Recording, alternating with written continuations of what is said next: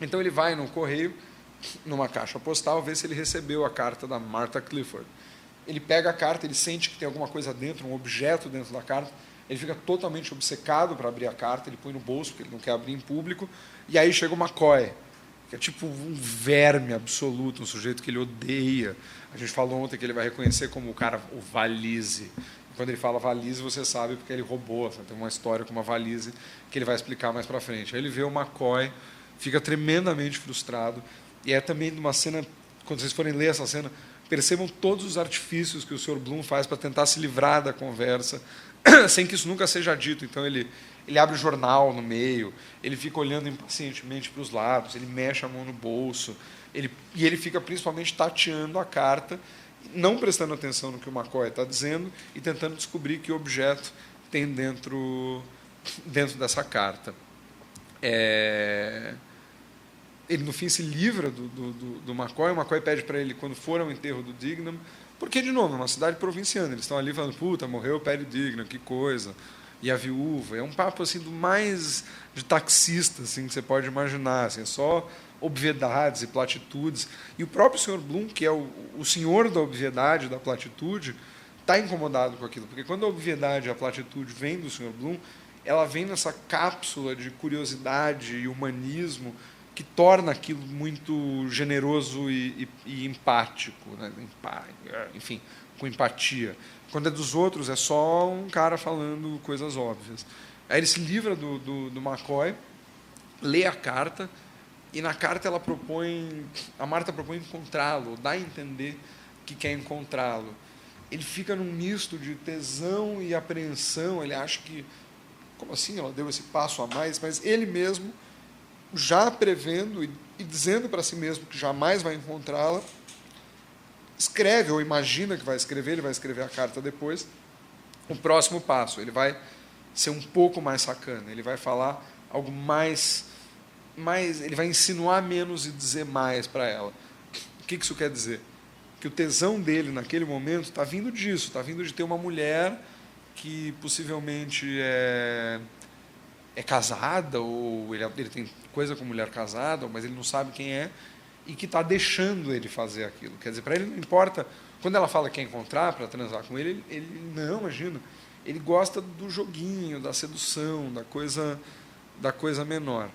Ele vai, antes ele tinha passado na farmácia para encomendar uma loção, ele compra um sabonete de limão e vai a esse banho, né, um banho público, tomar um banho. E termina, então, com essa imagem dele nu, com, enfim, o pinto mole na água, que tem também uma espécie de aspecto de cordão umbilical e liga um pouco com aquilo que o Dédalus está falando do cordão umbilical, mas no caso de um sujeito terreno e pé no chão, o que está ligando ele ao mundo e enraizando ele no chão não é uma coisa como que não existe, né? Sim, uma coisa que ele tem, e flácida e meio que nem ele, que nem o capítulo, tudo meio turvo e quente, assim, né? Com vapores de sauna. É um capítulo que, de novo, nada acontece de muito importante, mas todos esses temas vão voltar e vão se repetir e vão retornar. O que eu falei que a prova do adultério aparece agora é porque ele vai ver um anúncio de uma carne enlatada que é Plums Potted Meat, né, que é uma carne que vem tipo um apresuntado, que é um anúncio que era, como é que é? Plums Potted Meat. Uma casa sem isso não é uma casa, e com isso não é uma abóboda do prazer, né? Without it, esqueci como é em inglês, with it an abode of bliss. Não, what is a home without the potted meat? Incomplete. With it an abode of bliss. É um anúncio estúpido, ele vai falar, esse anúncio é estúpido, porque ele trabalha ligado à publicidade, ele vai fazer uma certa piada com esse anúncio, mas já está prevendo que quando ele voltar para casa na madrugada e se sentar na cama onde a Mary está dormindo, vai ter restos dessa carne em cima, e ele vai ver a carne e vai meio jogar a carne no chão. A gente já sabe que a Molly não é exatamente uma pessoa aciada. Ela come um negócio e come um pouco de manteiga e limpa a mão e limpa a boca no lençol, ela é meio porcona. Mas certamente é o que prova para ele, na mente dele, ele está certo, que depois de ser traído, eles abriram um potinho de carne enlatada e comeram na cama, que é uma imagem, enfim, horrenda para ele, que é uma pobre alma, mas que também não sem laivos de erotismo, assim. O Sr. Bloom, ele é muito, além de ser muito feminino e saber se colocar no lugar da mulher e conseguir, talvez mais forte do que ele, entender o tipo de prazer que uma mulher que está cometendo um adultério, no caso ali, eles não transam, né? A questão toda é essa. Ele e a Molly não transam mais. Ele teve um filho, eles tiveram um filho, o Rudy. Ele vai lembrar, isso já é dito, né? Quando ele lê a carta da Millie para ele, falando que ela fez 15 anos e tal, e que está namorando possivelmente aquele cara, que é o cara que mais para frente ele vai dar a camisinha, sem saber que é a camisinha para transar com a filha dele. Esse menino morreu, esse menino viveu só 11 dias e morreu há 11 anos. E desde que ele morreu, eles não transaram mais. Ou, o que significa que, enfim, pelo tempo do casamento não fica muito claro, mas eles estão, a maior parte da vida conjugal deles, sem transar. E eles estão sem transar porque eles não têm filho. Então tem uma ligação simbólica, esquisita e torta aí, mas o cerne, assim como o Telêmaco, o Dédalo, está indo atrás de um pai, esse sujeito vive diariamente e o tempo inteiro o peso da perda desse filho. E isso vai ser patente agora, né? Isso vai ser dito agora de forma, ok, prestem atenção nisso, porque isso é o livro que eu estou escrevendo, quando ele encontra o Dédalus, né? Eles vão estar numa carruagem, o Bloom vai ver o Dédalus passando assim na rua e vai falar para o pai, o teu filho ali. Ele vai falar, ele está com aquele Buck Mulligan? Ele vai falar, não sei, não consegui ver. Porque eu detesto o Buck Mulligan, acho o Buck Mulligan uma péssima influência para o Steven e tal. E o Bloom vai pensar, puxa vida, mas talvez seja um exagero, né? Ele é muito ponderadão, assim, ele sempre pondera as coisas, tenta ver dos dois lados, uma capacidade de empatia mesmo quando ele discorda das coisas. Mas ele pensa, se eu tivesse um filho da idade do Dédalus, eu também ia cuidar dele. Eu também ia estar fazendo o que esse cara está fazendo. E aí está o enlace do livro, e aí está toda a questão do livro. Essa cena vai ficar calcificada na cabeça do Bloom, e quando ele for repetidas vezes encontrar, eles vão se encontrar muitas vezes antes de se encontrar. Eles vão se cruzar, eles vão entrar um numa sala, sair, e o outro vai entrar na mesma sala e sair. Eles vão se ver, o Mulligan vai ver o Bloom e falar que o Bloom é gay e estava olhando para a bunda do Steven. Quer dizer, tudo isso vai acontecer antes do encontro deles. E aí o primeiro momento em que isso é enraizado, né, no capítulo sobre o enterro do Paddy Dignam, que é também um capítulo que, se você for pensar, o cara vai escrever um capítulo que se passa no cemitério e sobre o enterro, tal, que seria então um capítulo sobre morte, né, sobre vida e morte. Não é. O capítulo todo do enterro é um capítulo centrado para mostrar a alienação social do Bloom naquela sociedade, como ele não pertence àquela sociedade. Mais uma vez, tentem ler esse capítulo relativizando um pouco. Coisas que o Sr. Bloom vai sentir muito fortemente, talvez não sejam tão pesadas e desagradáveis quanto ele faz parecer para si. Talvez ele seja, como todos nós, pessimista, ou às vezes quando acontece uma coisa com a gente pensa da pior maneira possível, ou a gente se sente muito julgado o tempo inteiro e cercado o tempo inteiro sob os olhares das pessoas.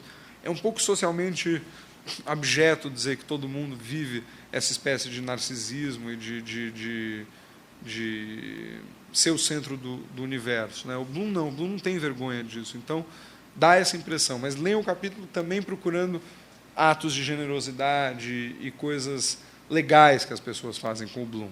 O que vai acontecer é que eles vão pegar uma carruagem, o Sr. Bloom, o Simon Dédalus, um sujeito chamado Power, o Martin Cunningham, que é o Boa Praça do livro, né? Quem leu o Dublinense sabe, o Martin Cunningham é o cara, o apaziguador, né? Ele quer que todo mundo fique bem, ele quer que você gosta de você e que não tenha muita briga nos lugares. Ele ajuda as pessoas e ele é o coração, né? Um cara legal, Martin Cunningham. Ele é um dos personagens calorosos do livro, né? Ele tem a mesma função no Dublinenses.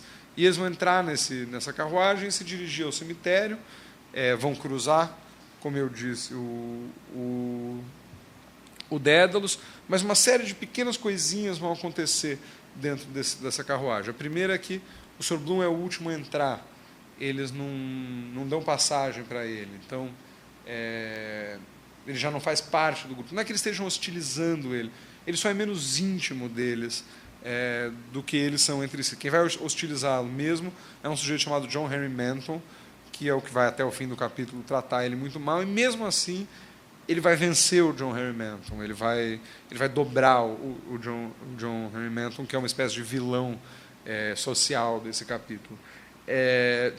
Eles vão dentro do carro passar e ver um sujeito na rua que é um judeu que empresta dinheiro ágil, né, com juros, e todos eles vão reclamar desse cara e vão ver no rosto do Sr. Bloom que o Sr. Bloom é o único cara que nunca pediu dinheiro emprestado e para quem um daqueles caras na coxa deve dinheiro.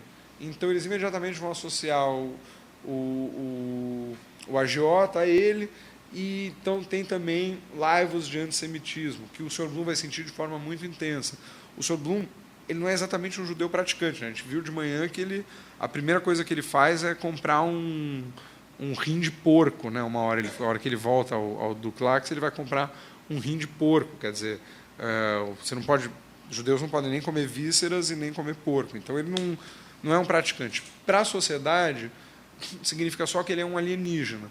Era um povo extremamente antissemita, né, os irlandeses, e eles veem o judeu meio como um maçom, assim. Inclusive vai ser dito no livro, alguém também suspeita que o Bloom seja maçom, possivelmente o pai do Bloom era maçom, o Virag, que se mata. Então ele é meio um cara misterioso, assim. O ser judeu não é mais uma camada desse sujeito que tem essa mulher que o trai, ele possivelmente sabe, ele empresta dinheiro, ele é maçom e tal. Para o Joyce, fazer ele judeu é basicamente para reforçar aquilo que a gente falou, né? Se é para fazer o homem comum, se é para fazer o homem que é todos os homens, então o Bloom jamais poderia ser uma daquelas pessoas, ele jamais poderia ser o Martin Cunningham, ou o Power, ou todos os caras que vão aparecer, porque esses caras são irlandeses, eles pertencem àquilo. O judeu, em 1904, num país antissemita, mesmo sendo irlandês, ele é um exilado dentro do país, ele não consegue... E o judeu é isso, né? O cara que está em todos os países, sempre todos os países tinham judeus. Então, para o Joyce, era uma maneira de fazer uma pessoa comum e mais universal. Quer dizer, o fato dele ser judeu o torna mais universal para o leitor do que se ele fosse um irlandês muito arraigado e preso àqueles códigos sociais e coisa e tal, né? Que, por exemplo, jamais serviria café da manhã para a mulher, ou compraria livros eróticos do Paul de Kock para ela, ou teria uma correspondente erótica com a Martha Clifford, esse tipo de coisa que ele faz. Então, a escolha do Joyce é por isso. Para o povo, é por conta disso. Eles depois vão mencionar um cara que se matou e todos vão fazer comentários horríveis sobre o suicídio, falar que é a pior morte, que é a que mais merece o inferno. E o Martin Cunningham, o Boa Praça, vai ficar totalmente aflito dentro do negócio, porque é o único ali que sabe que o pai do Bloom se matou. Então ele vai tentar falar, não, às vezes o suicídio, ele vai tentar relativizar. Então há atos de generosidade também acontecendo nessa descida ao inferno, né, que o paralelo com a Odisseia é o Hades, é a descida do Odisseu para o inferno. Mais para frente, quando eles descerem do carro, a câmera vai como que deslocar um pouco, o Sr. Bloom vai sair, você vai ouvir os últimos pensamentos dele, e a câmera vai centrar no Cunningham, falando, gente, vocês não sabem que o pai dele se matou?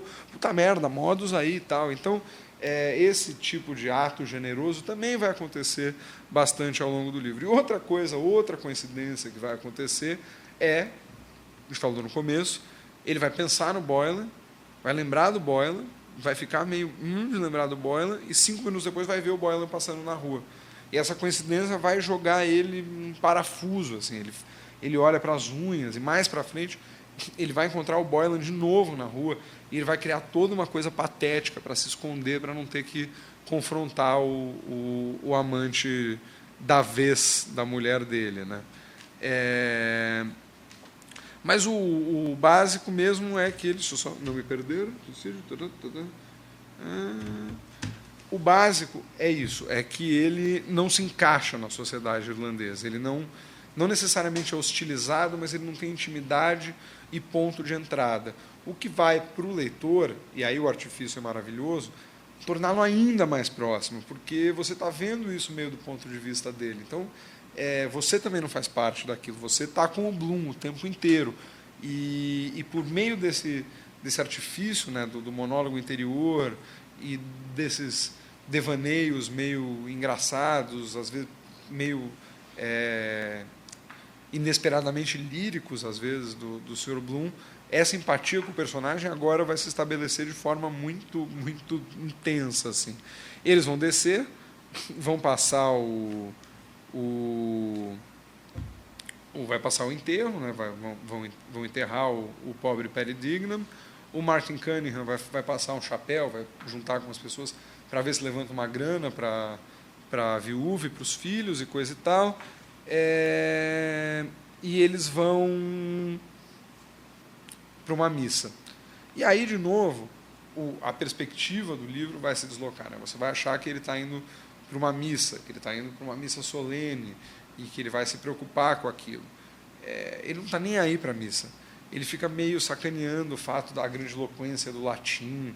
Ele não entende muito por que as pessoas ajoelham, por que a cadeira é daquele jeito. Ele fica tentando ver coisas ali que não tem um ponto. Embora ele seja batizado, né, como católico, você vai descobrir ao longo do livro que ele foi batizado, apesar de ser... Ele é judeu só por parte de pai, né? Então nem judeu pela comunidade judaica ele é visto integralmente. E ele também foi batizado como católico e como protestante, mas ele não pertence exatamente a nenhuma dessas religiões. Então ele vai ficar meio sacaneando, ele não tá nem ele sente a morte do Dignam, mas sempre do ponto de vista dele, não do ponto de vista do sermão católico, tanto que a dor que ele vai estar sentindo, tudo que for pesado e baixo que ele vai sentir nessa missa é pensando exclusivamente no Boylan, na morte do pai, né? Morreu o pai, ele vai ver a filha do Paddy Dignam e vai ficar com pena dela, de uma ruptura de um laço de pai e mãe com a morte, de pai e filha com a morte do pai. As preocupações deles são sempre exteriores àquelas. Isso está sempre em contraste com essa não encaixe dele na sociedade, né? Ele, quer dizer, depois ele vai, essa hora ele vai ficar pensando que está rolando a missa, e se o cara acordar no caixão e tiver, né, aquela coisa que você acorda, como solucionar isso? Ele pensa o que todo mundo pensa, né? Se a gente botasse telefones dentro dos caixões. Quer dizer, é isso que é o Sr. Bloom. O Sr. Bloom é o cara prático, é o cara curioso. Existe essa doença. Puxa, e se acontecesse? Como é que eu evito isso? E não é que ele vai pensar só isso, ele vai pensar num sistema para implementar isso, ele vai imaginar os cabos, ele gosta da coisa terrena e concreta, né? A cena mais bonita do capítulo talvez seja o momento em que ele vê um rato cinza entrando num buraco, assim, ele imagina esse rato comendo cadáver, e óbvio que isso está acontecendo ao mesmo tempo que o Proteu, né, que o Proteus, que é o capítulo do Dédalus, e o Dédalus está vendo uma carcaça de cachorro e está pensando naquele feto dentro daquele saco, apodrecendo, e ele também vai estar pensando num corpo sendo comido e apodrecendo. Então, as preocupações dele são sempre as mesmas ao longo do livro. As preocupações vão sempre ter uma paridade, mas aqui vai sempre para o abstrato, aqui vai sempre para a ideia, para o conceito, e aqui vai para telefone dentro do caixão, para pegar os cadáveres e fazer fertilizante, enterrar as pessoas na vertical, e dezenas de outros planos e ideias para ganhar dinheiro que ele vai ter ao longo do livro. Lembrando que até esse momento, por exemplo, a gente não tem nenhuma descrição física dele. Um exercício para quem não começou ainda ou quem não chegou no terceiro capítulo, no quarto episódio, é tentar anotar ao longo do livro as características físicas do Sr. Bloom. Ao fim do livro, você vai saber até o peso dele, exato. Mas, nesse momento, nada tá cristalizado. Então, esse jogo de expectativas, esse jogo de te dar a pergunta antes da resposta, isso vale até para uma coisa básica, que é descrever o personagem. Por exemplo, você só sabe que ele tem bigode porque, no capítulo do café da manhã, quando ele vai tomar o chá, a xícara tem uma bigodeira. Todo mundo tinha bigode na Irlanda, e bigodeira é um negócio que só dá para explicar se você pôr no Google Images e ver, mas é um suporte com um furinho para você tomar o chá sem molhar o bigode. Enfim, então, quer dizer, nunca vai te dizer, vem o Sr. Bloom, não sei o quê, bigode. Você só sabe que ele está de preto, você só entende porque ele está de preto quando ele fala que vai para o funeral do Perry Dignam. Então, você, como leitor, tem que ficar o tempo inteiro procurando e voltando e marcando esses indícios para que a ação do livro se torne mais clara e mais óbvia. O livro termina com o capítulo termina com uma nota meio cruel, né, que é o John Henry Menton, que é o sujeito que já tinha feito um comentário meio maledicente para o Sr. Bloom logo antes, tá com o chapéu com... acho que tem uma dobra no chapéu, não tá liso, ou tem uma sujeira, eu acho que é uma dobra, tipo uma indenção assim, no chapéu. E, de novo, é sempre patético e... Tipo, o cara está de pé e ele vai chegando meio perto, aí ele tenta vir por trás, aí ele fica meio, como é que eu vou avisar ele? Será que eu aviso? Ele dá um tapinha no ombro, o cara olha meio assim, aí ele faz, não, aqui tá, e arruma o chapéu para o cara e fica meio esperando um agradecimento, porque é assim que ele se liga com as pessoas, né? Ele se liga com a empatia dele, então ele tem uma certa, que não é uma ingenuidade, não dá para confundir com isso, mas uma humanidade que ele acha que o cara... E aí o cara dá um tipo... O cara escrotiza ele quando ele arruma o chapéu e o trata de forma desprezo. E ele, em vez de amolecer e murchar, ele meio que vai perdoar o cara. Ele vai falar... ele vai relativizar. Ele vai dizer... tudo bem, ele está no enterro. Às vezes ele era mais próximo do Perry Dignam. Ou ele não é tão bom quanto ele acha que é, mas... Na verdade, ele vai se lembrar de uma vez que ele ajudou o John Henry Menton de verdade, coisa e tal. Então, quer dizer, o Sr. Bloom, além da capacidade absoluta de empatia, ele também consegue relevar e perdoar e aceitar o outro de uma forma que ninguém no livro consegue, né? Ele vence o cara dentro da mente dele, assim como ele vai vencer todos os adversários dele importantes nesse livro dentro da mente dele. Lembrando que esses adversários não são...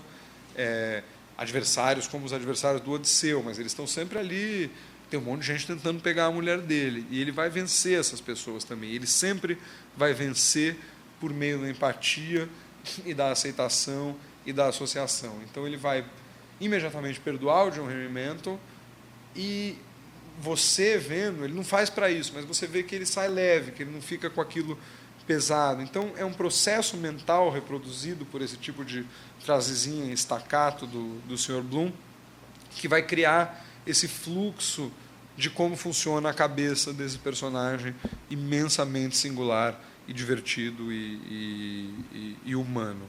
Esses 6 capítulos são a base do livro, né? A partir de agora a coisa vai começar a desandar, né? Os capítulos vão mudar muito radicalmente de forma. A gente vai ter capítulos que são sempre anunciados com manchetes falsas de jornal. Vai ter um capítulo que vai simular ao longo do texto a gestação. Ele vai combinar a gestação de uma criança à gestação da língua inglesa. Então ele vai ser escrito num pastiche, desde o inglês do século IX até o inglês das ruas. Cada parte desse capítulo vai evoluir conforme um bebê evolui dentro da barriga da mãe e se transformar. Então vai ter novela de cavalaria, vai virar shakespeariano, vai virar um pastiche de tudo. Ele vai ter capítulos onde, enfim, o livro vai delirar, né? O livro vai ter um momento de delírio e o livro vai sonhar com si mesmo, né? O livro vai ter 300 páginas que o livro vai ficar vomitando para si mesmo todos esses temas e combinando esses temas e esfregando esses temas uns nos outros e chacoalhando e criando subtemas e subtramas meio que exageradamente. O livro vai ficar chato e mal escrito, ele vai ficar profundamente mal escrito e redundante e com repetições. E esse cara, aquilo que ele falava, né, de que hoje eu posso fazer o que eu quiser com a língua inglesa, claro que é relativo, mas ele sabia o que ele estava fazendo.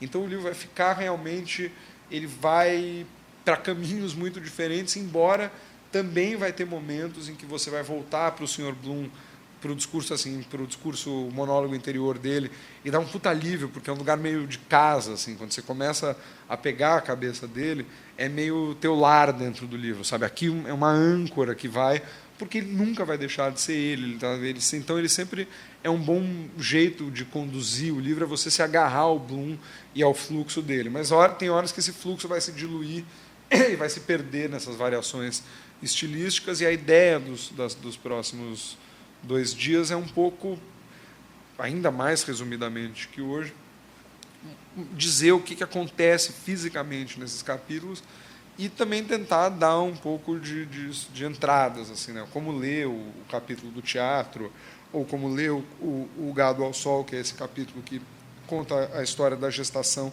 da língua inglesa. O que pode talvez servir como guia é que ele é um livro feito para ser divertido. Não é à toa que ele ria enquanto ele estava escrevendo sozinho, não é à toa que ele era tido como um sujeito tremendamente engraçado pelos amigos, e um piadista, e um frasista engraçado, e coisa e tal. Então, se a ideia é ler o livro, para quem tem vontade, ou está tentando, nunca deixem de ter o norte que é para ser engraçado mesmo. Eu fico repetindo isso, mas é porque esse livro tem uma sombra e projeta essa sombra muito austera e muito às vezes muito técnica, né? Porque ele tem variações técnicas e tal. E apesar de ser um livro muito profundo, né, que vai estar dizendo coisas muito profundas sobre nós, ele faz isso de uma maneira muito bem-humorada. O Joyce achava, no que eu acho que ele está completamente certo, que os grandes temas da nossa vida, né, tudo que é de grandioso que a gente vive, seja amar, seja...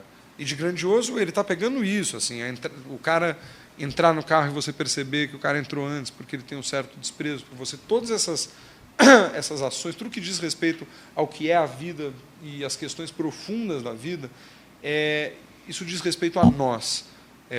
Ou seja, as grandes questões da vida são feitas para as pessoas que vivem, e não para um grupo seleto de intelectuais e filósofos e estetas, que é o que o Dédalus acha, e que é o que o Joyce achava na juventude dele, que eram capazes de refletir sobre o mundo e, numa reflexão profunda sobre o mundo, né, quando você é jovem, ou sei lá, eu que tenho um certo bloqueio de me envolver mesmo com filosofia, assim, eu leio, eu gosto de ler, mas às vezes eu não consigo, às vezes me parece que tem uma capacidade de reflexão, sei lá, você vai ler Heidegger, aquilo é mais difícil do que aprender biologia, sabe? É um negócio muito complicado. E você vai ler aquilo e você vê que aquele cara está vivendo uma compreensão muito íntima do mundo. Ele está vivendo aquela compreensão a ponto de conseguir explicitar e sistematizar aquela compreensão de mundo. E há algo de belo nisso, e há algo de admirável nisso. Eu não estou desmerecendo a filosofia. Eu só acho que o Joyce está dizendo é mais democrático, sabe? Ele está dizendo que essas grandes questões pertencem a todo mundo, a nós, a você, a mim, todo mundo. Então, a maneira que ele vai abrir isso para nós é pelo humor, é pelo patético, todas as hesitações do Bloom são mais humanas do que qualquer tratado sobre humanidade. É isso, sabe? Toda vez que ele vai fazer um troço e fica meio com vergonha e pensa, será que as pessoas vão perceber? E ajusta o chapéu e põe a mão no bolso e vira para trás e entra escondido num lugar e tenta falar um negócio e não fala. Todas as ações patéticas e humanas e divertidas dele são feitas para nos aproximar do livro. Ele não é burro, ele é a gente é normal, ele só é normal, é isso. E muito profundamente humano, na briga com o cidadão, que a gente falou ontem, que ele vai bater, girar o charuto na cara do cidadão nacionalista, ele vai ser atacado de uma forma muito enfim, vão atacá-lo por ser judeu, aí muito diretamente. E ele vai falar uma coisa que parece óbvia, clichê, idiota, que se você ver um pagode, você vai falar, puta, isso é uma letra de pagode, mas ele vai dizer isso com esse personagem já criado e vai dar força a isso. Ele vai dizer para o cara, olha, tudo bem, eu sou judeu, mas o Karl Marx era judeu, e o Spinoza era judeu, e o Mendelssohn era judeu, e Jesus Cristo, teu Deus, era judeu. E aí o cara vai dizer, mas Jesus Cristo não é Deus, né? Ele é o Filho. Aí ele fala, então Jesus Cristo e o tio também são deuses. Né? Esse tipo de idiotice que o Bloom fala. Né? Então, tá, Jesus e o tio dele, eles todos são judeus. E o cara vai falar, e o que isso tem a ver, e não sei o quê, e vai falar uma coisa de ódio, e ele vai dizer, love, you know, o amor, que é o oposto do ódio.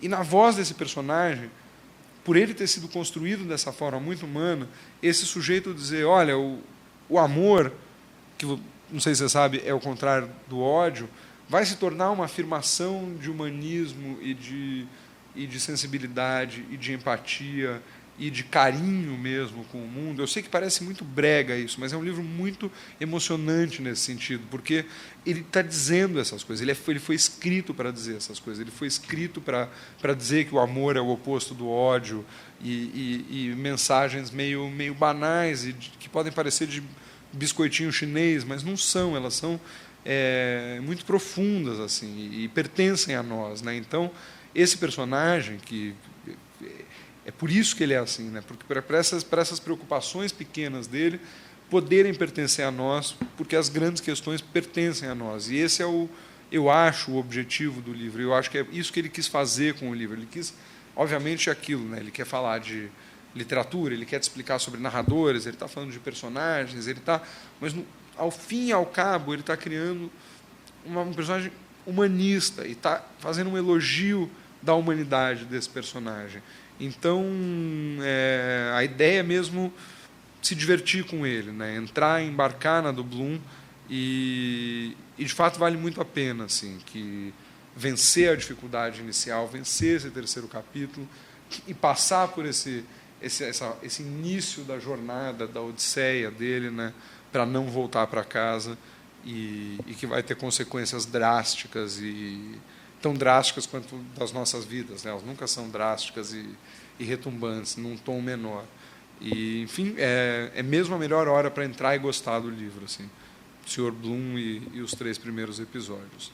É um pouco isso, dá tempo de fazer umas perguntas, espero que tenha. Hoje, essa coisa de resumir fica mais chato do que ontem, porque ontem dá para você falar de literatura e questões grandes, estruturais, e mito moderno, método, sabe? Eu acho mais divertido. E tem que ficar meio guiando.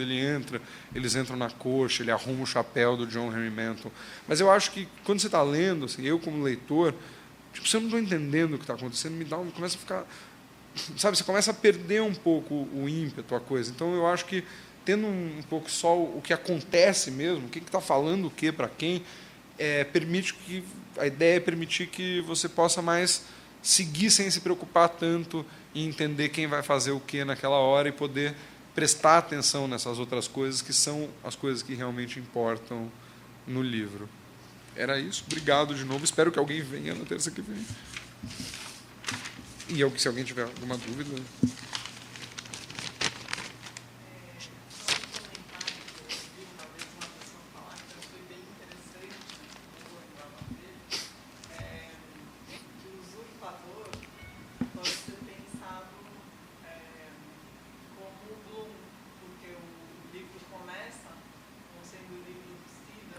E o Bloom vai usurpar o livro.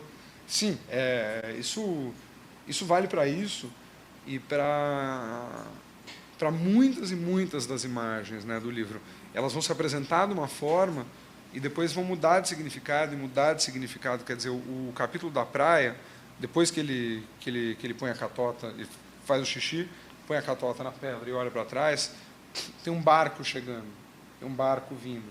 E aquilo é uma imagem, naquele momento, de autoexílio, de algo chegando, que tem tudo a ver com o momento que o Steven está passando. A trama, né, como a trama vai dizer para você depois que o usurpador pode ser o Bloom também, a trama vai te dizer que tem alguém muito importante chegando naquele barco e que vai fazer muita diferença para o que vai acontecer mais de noite no livro. Mas entendeu? O livro ele tem, eu odeio falar isso, ressignificar, mas porque soa tão, mas ele vai ficar ressignificando as coisas o tempo inteiro, assim. E sim, o Bloom é certamente um usurpador do livro, assim, do ponto de vista formal, até porque o Joyce tinha plena consciência que o Bloom é mais legal que o Steven. Então, tipo, quando começa a ter Bloom e Steven, você pula o Steven e quer sempre voltar para a cabeça dele. Assim. Nesse sentido, também é proposital. Matuque? Não, eu tenho só umas curiosidades. Assim, por exemplo, o Joyce trabalhou com cidades? Não. O Sr. Bloom, ele faz ele como um canvasser, né, que chama em inglês, como essa espécie de agente de publicidade, porque coloca o Bloom num meio termo entre o intelectual que ele acha e pretende ser e o intelectual que ele é. Permite, na trama do livro, que ele vá ao jornal, que ele vá à biblioteca fazer uma pesquisa, permite que ele use a curiosidade dele para, de certa forma, se embrenhar ou querer se embrenhar entre os intelectuais dublinenses, mas nunca jamais alcançar isso. Mas não, ele não trabalhou, ele foi mesmo professor e cantor e tradutor e coisa e tal. E ele teve algum contato com Freud? Ele teve contato com o Jung, através da Lúcia, né, que é Lutia, ele teve uma filha esquizofrênica. Quer dizer, de novo, isso é muito debatível, né? Até hoje se discute qual que era exatamente o grau disso e tal, mas o Jung tratou a filha dele. As pessoas é Santa Lúcia, né, que é a padroeira, é luz, né? E ele estava ficando cego, e a padroeira da visão, enfim, tem todo, como tudo, até a filha dele, o nome é simbólico e coisa e tal. Tem gente que diz que o Finnegan's Wake é inteiro sobre ela, que me parece uma besteira enorme, mas acabou de sair uma grande biografia dela para provar a teoria de que ele escreveu o livro sobre ela. A gente nunca vai saber, porque o energúmeno do neto, né, do Joyce, o filho do George, queimou as cartas dela, continuando na missão de vida dele, que é, enfim, nos afastar de tudo que é pessoal da família. Então a gente não tem mais acesso. Ele queimou tudo as cartas em primeira mão. O Jung teria dito, ao ler o monólogo da Molly Bloom, aquilo que eu falei ontem, que ele era filho da mãe do diabo, né, de tanto que ele entendia de mulher. O Freud leu e comentou, não lembro direito como, mas o Freud leu. Agora, no contato direto, eu não lembro. E o James Francis tinha alguma figura de teoria literária? Assim, São as do Dédalo, São Tomás de Aquino. Estética. Era estética. Ele gostava do Ibsen, ele tinha porque o Ibsen tirou a grandiloquência do teatro e criou um naturalismo que não dava aquela coisa, você vai no teatro, aqui qualquer teatro, olá, fulano, pega este gravador, hoje vou a não sei onde. E o Ibsen baixou esse registro. De certa forma, em toda a coisa escalafobética, teórica de estilo do Ulisses, o que ele está, de alguma forma, criando é uma espécie de realismo também, de naturalismo, no sentido de que todas essas técnicas rocambolescas para cada episódio, elas servem para tornar aquilo mais próximo do que é a experiência humana. Então ele não é naturalista no sentido de reproduzir com naturalidade algo que você percebe imediatamente, mas com esse monte de recurso de discurso indireto livre, com mudança de foco, com tudo isso, toda a complicação do livro serve para tentar emular o funcionamento do pensamento e de apreensão de emoções e coisa e tal. Nesse sentido, tem um certo naturalismo nisso, né? Que é isso, você dizer que o cara mais experimental da sua época estava, na verdade, almejando que você sentisse coisas que são naturais aos outros. Então, mas de teoria é muito o que o Joyce, o que o Dédalus lê, né? Nietzsche, muito Aristóteles, muito São Tomás de Aquino, filosofia clássica, filosofia estética, religião, tomismo, enfim, ele é o Dédalus, né? Os interesses intelectuais deles, de formação, são os interesses do Dédalus no retrato do artista. mas tem alguma razão Tem o quê? Tem Mallarmé, ele era um leitor ele menciona cifradamente frases do Mallarmé no Ulisses. Ele liu Oscar Wilde, ele gostava, tem uma piada com Oscar Wilde logo no começo. Ele era leitor... Qual? Do Oscar Wilde. O Buck Mulligan fala para o Dedalus, se o Wilde estivesse vivo, queria dizer disso. Mas o Joyce admirava o Wilde. Muitas das leituras dele aparecem no livro, né? Ele gostava, obviamente, de Dom Quixote, era um leitor dos clássicos, né, da Odisseia e da Ilíada, era um grande leitor de Shakespeare, né? Hamlet não é a única peça que aparece no livro, tem muitas menções à Tempestade e à Noite de Reis, principalmente, mas há menções a muitas das peças, e ele era um grande leitor, né? Ele era um intelectual. E depois ele vai se meter com a moçada, né? Ele gostava do Beckett, mas tem um curta maravilhoso que é uma conversa entre o Beckett e o Joyce, né? Então, os dois sentados resmungando, quer dizer, o Joyce resmungando e o Beckett em silêncio olhando para cima, assim, por 10 minutos. Mas o Beckett era amigo dele e ele se envolveu um pouco depois com a vanguarda irlandesa, coisa e tal. Tem um artigo que fala que o Ulisses é a realização do sonho do Mallarmé. Tem um dos irmãos Campos, né? No Panorama enfim, tem muita coisa de Mallarmé cifrada no livro, e ele certamente era um leitor ávido. Ele achava, como autor francês, muito mais importante, mas muito mais importante que o Proust. Inclusive, ele conheceu o Proust num evento, numa festa, e os dois se odiaram imediatamente, tiveram uma noite muito desagradável com o outro e nunca mais se viram. Ricardo Piglia, no livro Sim. que se chama Forma Breve, ele fala num episódio de um encontro entre Joyce e Jung, onde Joyce aparentemente se recusava a aceitar a esquizofrenia da filha e tinha uns textos escritos para sua filha.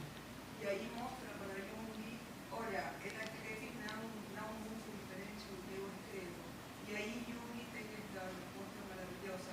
Sabe o que acontece? Que onde você nada, ela se afoga. É a frase famosa. E, inclusive, é engraçado pensar que nessa relação o Jung incentivava muito essa parte artística da Lúcia, e para o Joyce era objeto, né? O cara mais humanista do mundo e um proto-feminista, né? Um cara que cria um personagem andrógeno, não sei o quê. Ele achava que dançar não era coisa de mulher, ser artista não era coisa de mulher. Ele queria a Lúcia em casa e ela queria ser dançarina, né? E o Jung incentivava muito isso nela. Saiu recentemente um quadrinho sobre isso, da filha, roteirizado para a filha de um grande especialista em Joyce, chamado Talbot, e é sobre a relação dela com o pai, que gostava mais de Joyce do que dela, e das pesquisas dela sobre a vida da Lúcia. É bonito, é meio didático, mas o desenhista é maravilhoso. Depois eu ponho na bibliografia, porque tem essa cena aí, o cara desenha ela mergulhando, é bonita essa cena.